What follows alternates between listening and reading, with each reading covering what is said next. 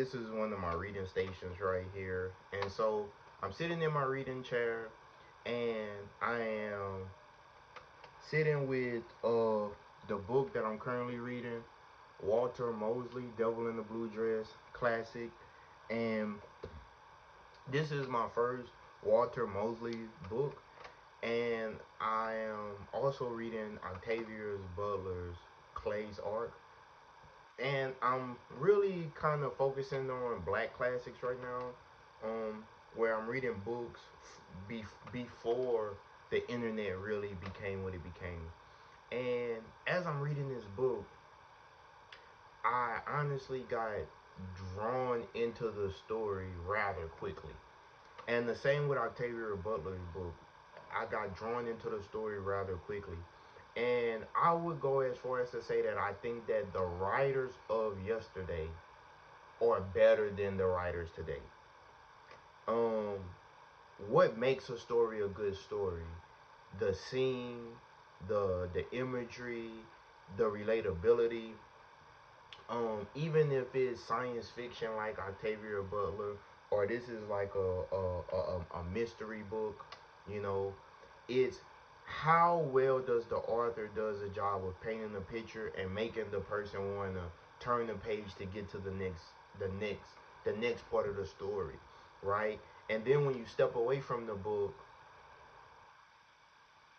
does it make the individual continuously think about what just took place, and how well does the author help you learn new things as well? I think that in fiction, that's one of the things that is also really heavy. So, for example, I'm reading Octavia Butler Clay's Arc, and in this book, it's science fiction. It came out in 1984, but the story takes place in 2021, right? Now, what's so crazy is in the story in 2021, uh, she's in 1984. She's talking about a disease and an illness that's contagious and is spreading, and that these astronauts land from another planet called Proxima or Proxima Centaurium 2. Now, I'm telling my 8-year-old son the plot of the story, and he tells me, Papa, Proxima Centauri is a real planet. And so I Google it, and he was correct. So first of all, I was mind blown from how in 1984 she was talking about something in 2021, which if you lived through that time, you know what I'm talking about. And then the fact that, my son is all into space and planets, and he likes building things.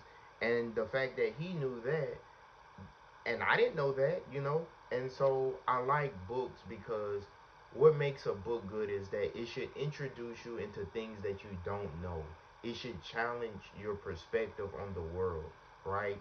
And I think that in the modern times, with series, Netflix, Hulu, Amazon Prime, all of these streaming services, it's still great material on those platforms, but it's different when you actually take time to sit down, meditate, read, and take time to just relax and think, right? Thinking is hard work. Thinking is not easy. You have to create a good environment to think. You have to take time to think. And so oftentimes we live so in the rush. So they have now audiobooks, which I love audiobooks. When I was driving trucks, I used to listen to a lot of audiobooks. But I would say the difference between an audiobook and sitting down and reading a book is still a difference, right? It's a difference between listening and then reading something and digesting it. Um, and so I would say what makes a good book is, does it challenge your perspective? Does it take you on a journey? Does it excite you, make you feel sad, or make you feel inspired? Does it has an effect on how you feel, right? And what do you think about afterwards, right? And does it induce new thoughts, a new wavelength, right? And so that's just what I wanted to talk about today is what makes a book a really good book, right?